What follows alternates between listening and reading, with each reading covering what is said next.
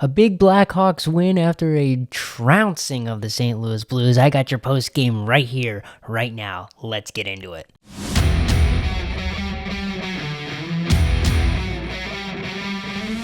Goal. Avellini. Here comes Peyton. And Peyton is in for the touchdown. Unbelievable. Taves it Cade. 2-on-1. Hustling back his point. Up a shot. Goal! Patrick Kane in overtime. Ahead of Jenks. Uribe charges, throws. Out! And the White Sox have won the World Series. To the circle. Puts the shot in the air. Good! The game's over. And the Bulls have won. The pocket, so Ferguson was on the run, and you're going to see Wilbur Marshall come here and really flatten him. Oh boy, did he really hit him. Moving right in over the shot. Looking downfield, launching downfield, going for it all. It is caught. Here's Bernard. Feeds it back. Hazar scores from Hazar in overtime, and the Hawks win it 4-3. Hello, everybody. My name is Agent Aaron. Welcome back to the Superfan Network. I got your Blackhawks post game after a trouncing of the St. Louis Blues. Let's get a recap real quick for you.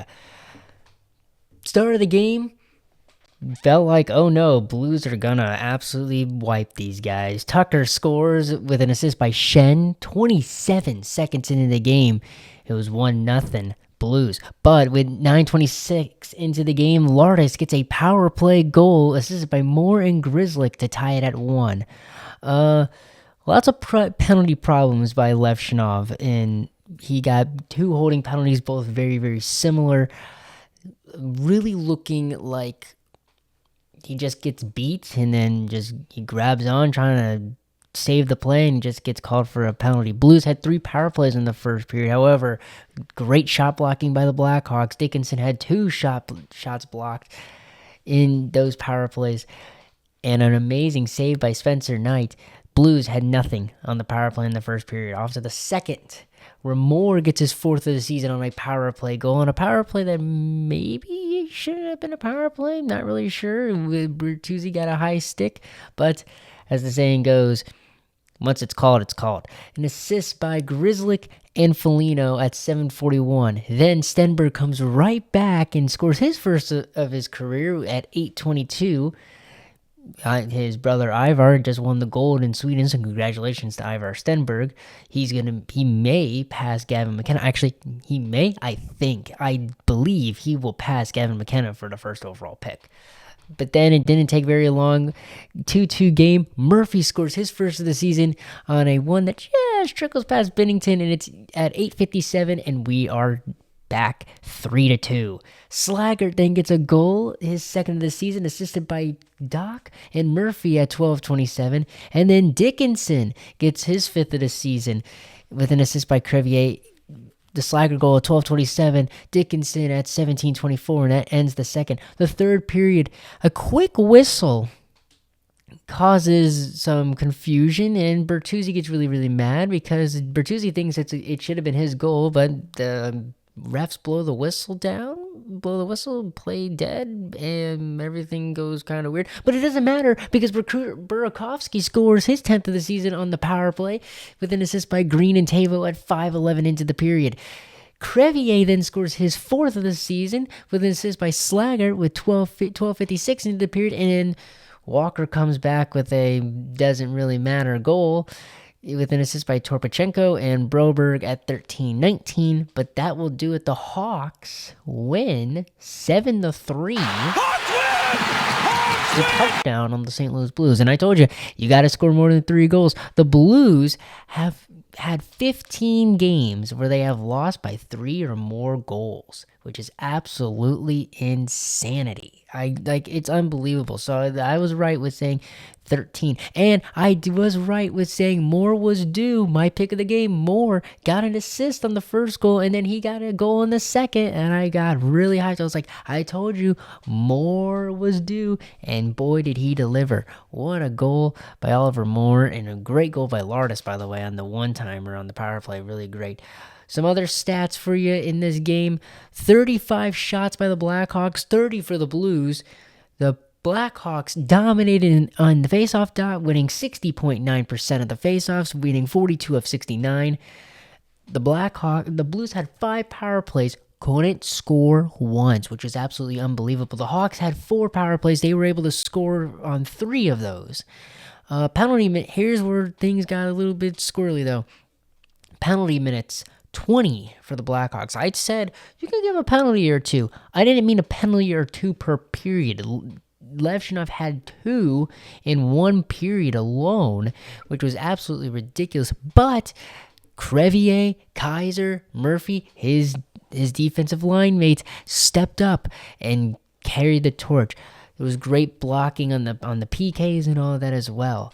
Other stats they give you right here, right now,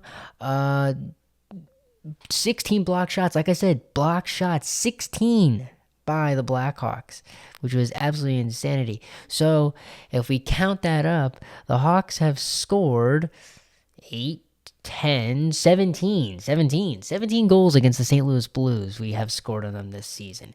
So a big 7-3 win. Now, your 3 stars of the game. Your 3rd star of the game with 1 goal and 1 assist was number 46, Louis Crevier. 2nd star of the game from the Blackhawks with 1 goal and 1 assist was centerman Oliver Moore, number 11. And then the number 1 star of the game, getting his 1st goal of the season and assist, number 5, Connor Murphy. An interesting choice to have Connor Murphy as the 1st star of the game, but I don't make the decisions there. That's what it is. Now, I will say there was a lot of questionable reffing going on. The high stick that hit Bertuzzi was actually Burakovsky's stick. The whistle blowing dead. Binnington batted the puck out of the air. Now that was actually correct, a correct call. Binnington batted the puck, made a save, and then batted the puck up and went out of play. That was a delay of game. But there was a lot of questionable reffing going on. There was a lot of questionable calls, a lot of questionable things. Binnington was going to get pulled, but Binnington was too. It wasn't that Binnington was stubborn. It's just they couldn't find their backup goaltender. He was down the hallway, so Binnington stayed in for the rest of the game, and he allows 7. Like I said, good. They had good open ice puck battles. Great open ice puck battles. I felt like every single time that the Hawks were battling in the open ice, they were winning the puck battles. They were winning the one-on-one battles, and I thought that was really, really good, and that's one thing that got them. The big thing, great traffic in front, invading the net. They were invading the net. Then one of the goals, I want to say it was the Moore goal? I think it was the Oliver Moore goal, or it was some other goal. I don't know, but it was one of the power play goals at least, and that could be 3 of them, one of the 3. One of the power play goals, I saw at least 2 guys in front of the net. It was Green and Foligno, I'm pretty sure. They were both in front of the net. That's 2 guys in front of the net screening the goaltender. Exactly. That's what you got to do. You got to invade the net. Invade. Go towards the net. Get traffic in front. Block the goalie's vision. And it worked. Like I said, that's what you got to do. And they did it. And it worked perfectly. Too many penalties. That is one thing that I need to improve on. Was there was just too many penalties. But the Blackhawks with a great penalty kill killed off all 5 penalties, which pretty good, one might say. The game misconduct on Bertuzzi was kind of a bit of a weird one, but I won't judge. It should the right call, maybe the whistle blow, but don't really know. But honestly, man, some of these referees are a bit soft, but I don't think Bertuzzi should have gotten a 10-minute game misconduct, basically knocking him out for the majority of the 3rd period. I think one thing that was good, but I think needs to get a bit improved was the zone entry. Zone entry looked good. I think it just needs to be a little bit cleaner, but we were able to win the game really, really, really easily. The speed by all these guys, the dump and chase, all that, it looked good. Now, it is time for my 4th star of the game. You had your 3 stars of the game, but this is my opinion on who I think got snubbed. Not really snubbed, but they deserves a shout. And I'm going to give that 4th star of the game to Thank you, Mr. Knight. Spencer Knight gets my 4th star of the game. He saves 27 of 30 shots, and he pulls his best. Glenn Hall, rest in peace, Glenn Hall. He did die today, unfortunately, a little bit before the game, and I heard that news, and I was shocked to hear.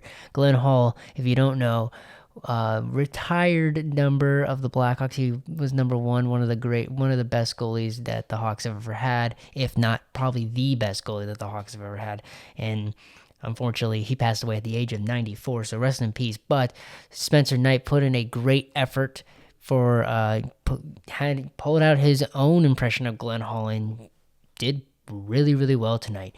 Though allowing that little crazy one 27 seconds into the game, Knight found his rhythm and absolutely made some great saves tonight. There was a lot of great saves by Spencer Knight. But I will say that this guy's the goalie of the future. This is our next Crawford. This is our next guy. This is our next Esposito. This is the guy, I think. There's been moments where I'm like, man, that's a soft one. Why do you let that soft one go in? Or you should have saved this one or that one. But it's like that happens, but he doesn't get wavered. He doesn't waver. He bends, but he doesn't break, and he does a great job. So the Blackhawks win 7-3 on home ice. Their next game is a black jersey game, so I wish I had my black jersey. You still gotta wait a little bit for it. That will be a video for another time. But the Blackhawks play the Washington Capitals at home, and with this, the Blackhawks may be getting Connor Bedard back.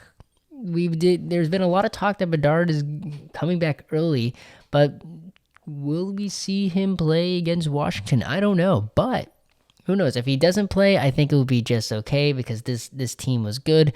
I feel like I will say I was going with this from the Bedard injury, and then I doubled down on it when the Nazar injury happened. I think this is the best outcome for the Hawks, that the Bedard gets injured, and now also Frank Nazar. Here's why.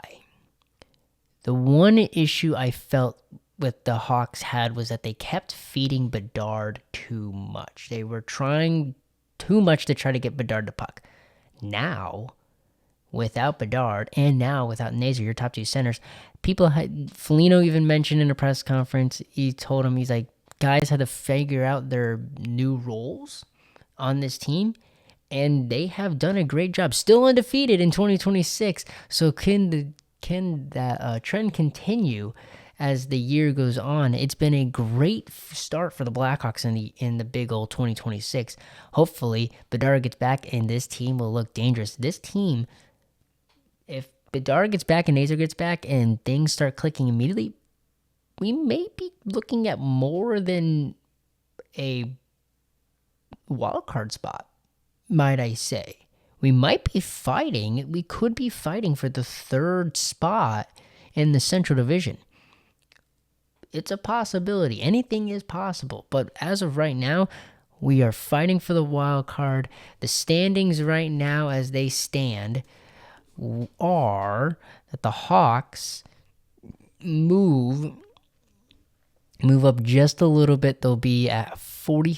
They'll be at 43. They will be 5th in the wild card ranking, so they will be 2 points out now. 2 points out. They have Anaheim in front of them, and Utah and San Jose and LA are all tied at 45. But as the time of this recording, LA and San Jose are playing right now, so that will change a lot of stuff. Other than that, that's all I got for this post game. It's 12:47. I want to go to bed. I hate these late starts. They're annoying. I hate them. But a great game. Heard some Green Bay sucks chants. Green Bay does suck. I'll get you a pregame of the Bears. That will be probably the next video. We'll get you a pregame of the Bears. Actually, no. The pregame of the Capitals will be the next thing I give you. But pregame of the Bears and postgame of the Bears playoffs game. So this is all I have for you. I'm AJ Nyart for Da Superfan Network saying good night, so long, and have a great rest of your week.